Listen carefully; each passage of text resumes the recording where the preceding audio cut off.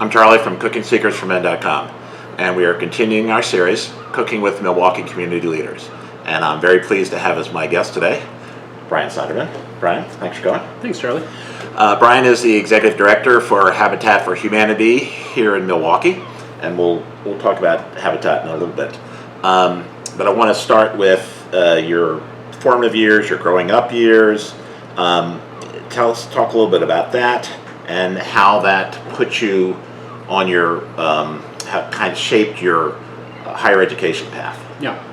So grew up in Brookfield, Wisconsin, and youngest of four boys. It was a pretty idyllic childhood in many regards. My parents, and I think it's part of my story, my father and mother built their own home in Brookfield. My father was able to build it for $12,000, never had a mortgage, and lived in that house until they moved into assisted living. And so that was the house that I was raised in. And as I think back about my childhood, just stability. I think about the kids in our neighborhood that I played with. The Smiths we played basketball at, the Sandstroms we played football at, the Olsons we played baseball at. And at any one dinner time, you didn't know exactly who was going to be at the dinner table because it was a true community that we lived in, and there was a ton of stability, a lot of great friendships that we developed over time. I was part of a great school system that prepared me for my future career. So you got your undergrad degree at UW-Madison in accounting, and then you kind of changed directions and got a master's in theology at Trinity. Mm-hmm. So was that planned, or was that more of a life choice at the time? Yeah, it wasn't exactly how I had it all mapped out, nor did my parents. You didn't go to your college or your high school counselor and say, I think I want to get accounting and then a theology. Sure, yeah, no, it didn't quite work out that way. Okay. Actually, what I was intending to do was go to law school, go into politics, and so I took a little bit of a detour along that pathway. Went into the business school at UW-Madison, but I also got involved in campus ministry, began to really take my spiritual life seriously, and as I began to lead Bible studies and get engaged in that, began to kind of listen to God's calling on my life, and also the encouragement of other people that said, you ought to think about pastoral ministry at some point in time in your life. And so I graduated with my degree in accounting, got involved and worked with a couple of incredible organizations, Arthur Andersen, which I used to say proudly before Enron, and what happened there. But Arthur Andersen in Milwaukee, as well as Bank One, which is now Chase. Right. And those were incredibly impactful in my life.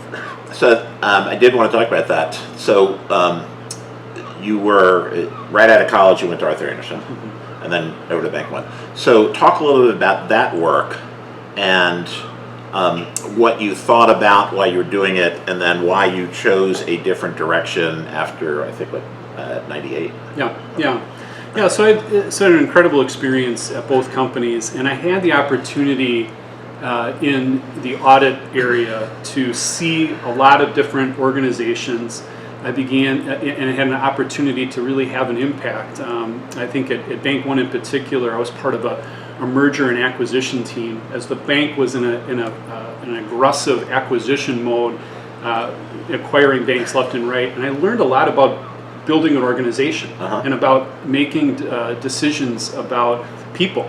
And when it comes down to it, whether it was Arthur Andersen or at Bank One, a successful organization is about people. It's about developing people. It's about hiring and retaining people, and really building out a leadership team. So for extra credit, can you name the big 8 accounting firms? Not anymore. There used to be 8, and then there was the big 6, and then there was big 4. Yeah. When I started, it was down to the big 6, okay. And it quickly changed.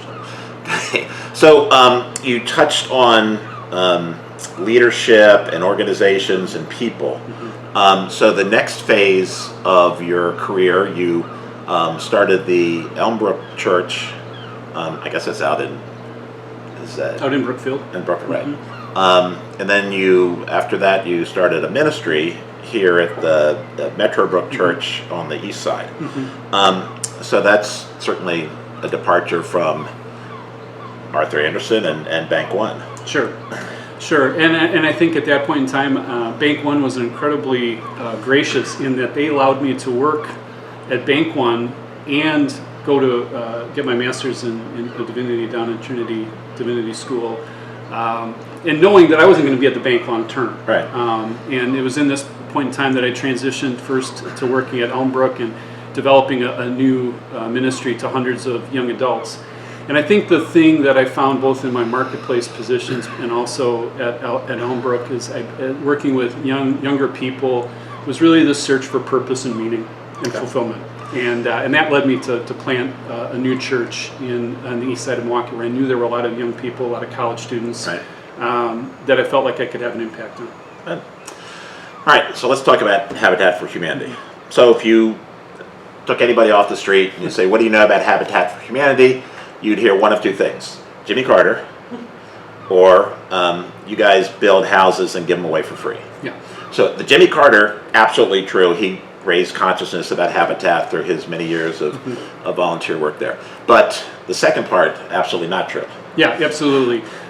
In fact, to become a Habitat homeowner means that you're going to invest hundreds of hours of what we call sweat equity. Right. It's helping to build your own home and your neighbor's home, do financial education, prepare for successful home ownership.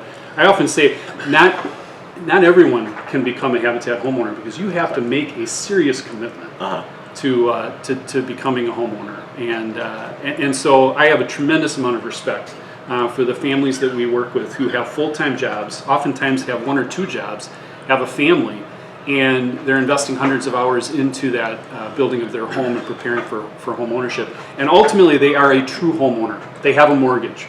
So when we have a house dedication at the end of the entire process and the keys are handed over, they have signed their mortgage documents and they paid that mortgage off. And we can proudly say that over the last nearly 40 years, we have had very few homes that we've ever had to foreclose on. We have a very, very low foreclosure rate, and I think it's because in the end, those families have helped build that home. And no matter what happens, they just don't want to give it up. So how large is the area that is served with the Habitat for Humanity that you're the executive director of? Yeah, so we're Milwaukee Habitat for Humanity, which encompasses all of Milwaukee County, but really for the vast majority of our time here, and certainly in my time since 2011, we have focused on the north side of the city of Milwaukee in primarily 5 to 6 different neighborhoods that are predominantly African American. So talk a little bit about your family. Yeah. So I'm blessed to be married to Mara, and we've been married 31 years. Mara, about a year and a half ago, started her own company. She's an entrepreneur, and she helps recruit attorneys, and so she's a headhunter and formed her own search firm about a year and a half ago, first chair attorney search. And so really proud of her and just incredibly blessed that she's my wife. And we have 3 kids. So we've got 2 in college at UW-Madison, my alma mater, who are Badgers, and I am very proud of them as well. And then my youngest child is a high school student, and so we're sort of sorting through what's next with her right now. You know, if you really want a good college, you should send them to the University of Maryland. So that's where I went. All right, so we call this serious people with serious jobs having a little fun. So why don't you grab that apron over there? So we have an apron to give you. All right. This is what we do. We have somebody in. We make them come in on a Saturday morning. We make them cook something. I get to eat it, and they get an apron. This is a good deal. Yeah, for me. So what are we cooking today? All right, we're going to do an open-faced steak sandwich with a Parmesan dressing, which I am really excited about. Sounds good to me. Yeah, absolutely. I think some of the people in the audience are you guys excited about that? Yes. All right. Who chose the menu?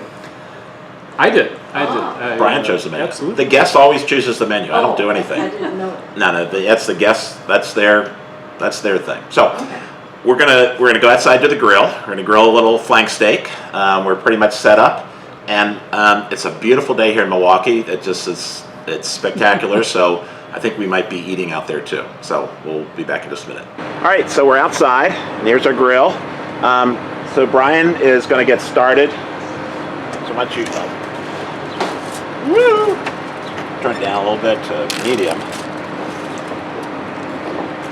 And so he's got the steaks been marinated. Just throw it on the grill. This looks great, smells great already. Go. That would be the olive oil. Yep. So this will go for a few minutes, and we've got some dressing that we're going to be making. Yep. We'll come over and take a look at that. We have the sounds of Milwaukee out here on the river. All right, so Brian's here making the dressing, and first you're going to put in a little lemon. So squeeze in a couple tablespoons all the way down. There you go. Make it bleed. This is good. There you go. Forearms here. That's a workout. Awesome. All right, and now we've got some whole grain mustard. Make a little spoon there, probably a little tablespoon or so. A little more, that'd be good. Go. All right. And so we're gonna blend that slightly, just.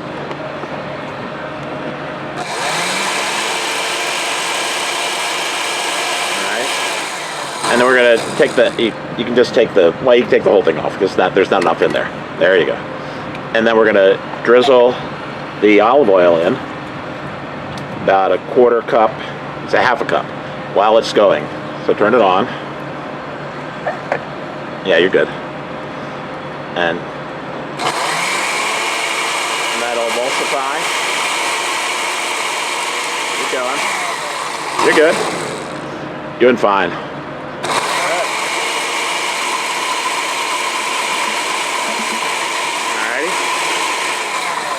And then we're going to throw in some parm.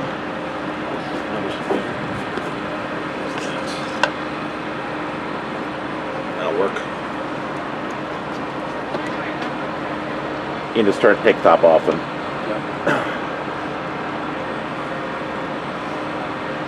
All right, got a little parm there.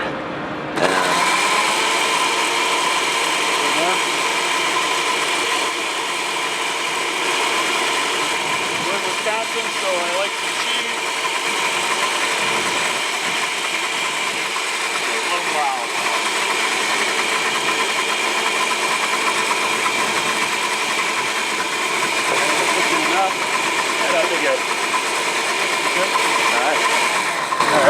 All right, so we got our dressing, and let's I have a bowl for that. And use this spatula right here to put it out. I have to take a look at the meat here.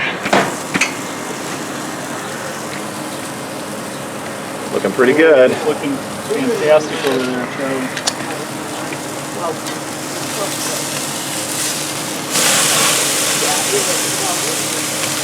All right. Close the lid again.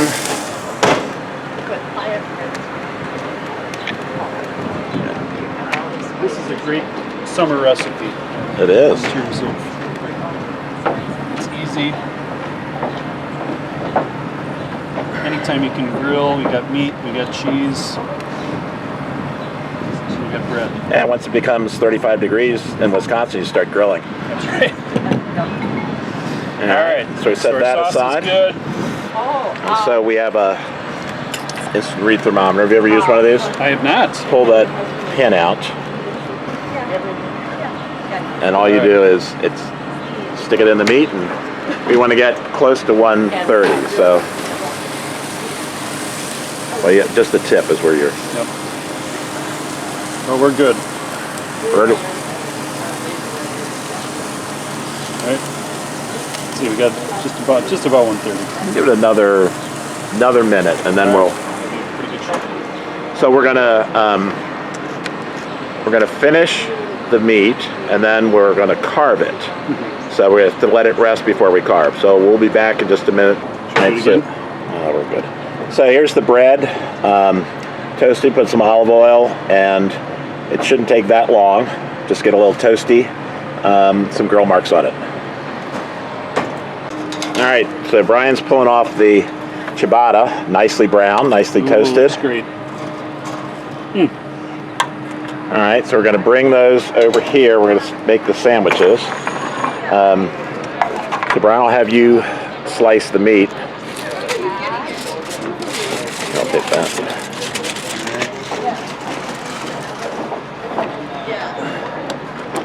There we go. About this, what do you think in terms of? You're the chef. Well, this is where I turn to my wife and say, give me some advice. I'll show how pink it is. Yeah. Very nice. Nice and pink. We're perfect medium rare. Absolutely. So the order is we put some dressing on the bottom of the bread, and then we put the steak on. Oh, look at that. This is perfect. This is beautiful. And then we put some arugula. Then we have some, this is what we have. We have regular onions, so we put in some water just to mellow them a little bit. There's some arugula. I pickled some red onions, so those are pickled. And this is the dressing that Brian made. And here's our bread. And so pickled red onions. Yes. I don't know if I've ever had it. Just stick them in hot vinegar okay. and a little sugar. Okay. All right. Alrighty. So, all right. So we're gonna start putting the sandwiches together. Let's do one at a time. So yeah, we might have to cut those to make them fit on the. Yeah. Come on.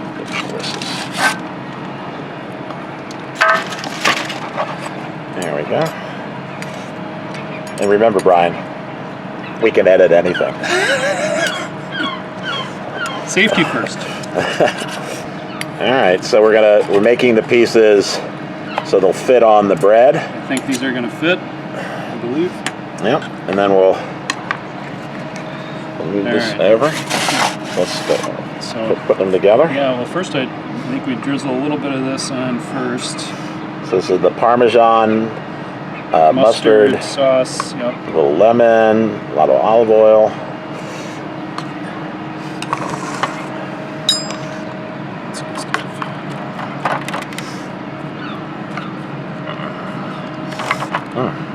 There you go. All right. So next, I think what we're going to do is we're going to put a little bit of put the steak on first. Okay. I don't think there's necessarily a wrong thing you can do with this, Charlie. Right. You can use your fingers.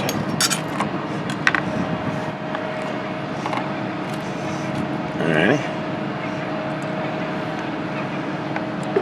That is just perfectly done.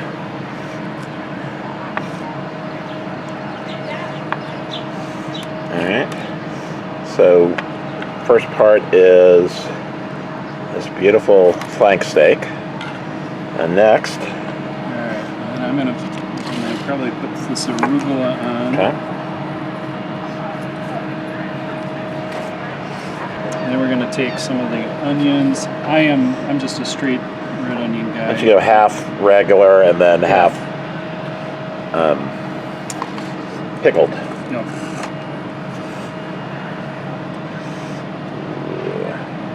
There you go. All right. And then, A little more dressing. of course, a little bit more dressing. Spoon that on top.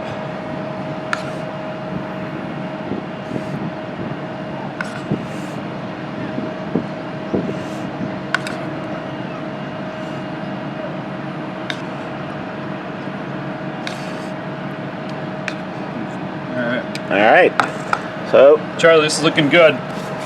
It's the last thing we got to do is we got to eat this thing. absolutely. All That's right. what I usually say. Absolutely. Time to eat. All right. So we're gonna. I think we're gonna eat outside today. First time on Cooking with Milwaukee Community Leaders that we're eating outside. We've cooked. Now we're gonna eat it. So we'll be back in just a minute. All right. Here we are. We're outside. Third Ward here in Milwaukee on a beautiful Saturday morning. We're gonna pretend like it's Saturday evening and we've just had a little cookout. So Brian, why don't you tell us a little bit about what we have here? So we've got an open-faced steak sandwich on ciabatta bread, and we've got a Parmesan mustard dressing. And you've got some pickled onions, red onions, and then I've just got some standard red onions on top. with some arugula, and it looks. We toasted the ciabatta, the flank steak. You marinated overnight, and appreciated that. Made it so simple, and the dish looks great. So, All right, so we have Lois here. Lois, you want to stick your head in? Hi. Lois is a volunteer at Habitat who also lives here in our building. So she was instrumental in getting Brian here today. So I'll start with the volunteer. Thank you. And I just want to say I volunteer at Restore in Franklin, and we always need some help if you want to come down for a day or a week or 1 day a week, whatever.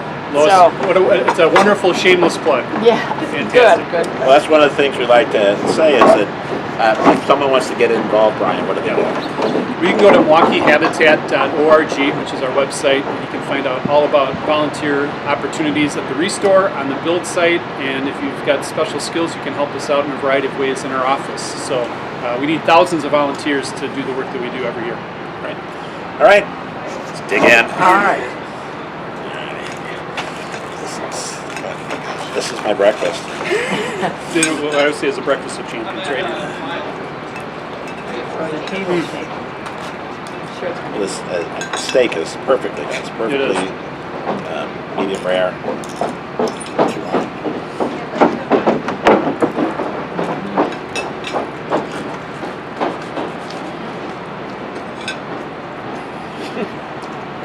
Pretty good? Okay, it's Is pretty this good. going to work? It's very good.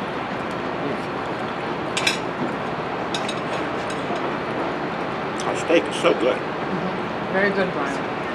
Is it very plain steak, did you say? Thanks, steak. Yeah, Marinate. Oh. Excuse my chewing. Brian, thanks so much for coming. Charlie, thanks so much. This was a real pleasure. Appreciate You it. taught me some skills. I'm going to get a thermometer just like yours. It's a thermometer just like Charlie. There's plenty of that. They work great. If you know what temperature you want, you just stick them in and it goes, oh, it's ready. But we really do appreciate the work that you do in the community. And this is shining a light on people trying to make a difference in our community. And it's important work. People know your name, they know Habitat, but they really don't know what goes on a regular basis. So that's what we try to do is shine a light, people who are making a difference in our community, and we'll eat something good too. So it's been a lot of fun, Charlie. I really appreciate it. All right, so really appreciate everyone's support out there. Please like and subscribe. And as always, thanks for watching. The steak I is didn't think you had excellent. women on the show. Cecilia Gore, Joanne Anton. Oh, I thought you said Awesome Saturday. All right, so we're putting in, that's about a half a cup of olive oil. Correct. And then we've got some- Actually, let's stop that. Oh, that's that's but- too much. that's supposed to drizzle in. Yep, that's supposed to drizzle in. Sorry about that. That's okay. We can edit anything. There you go.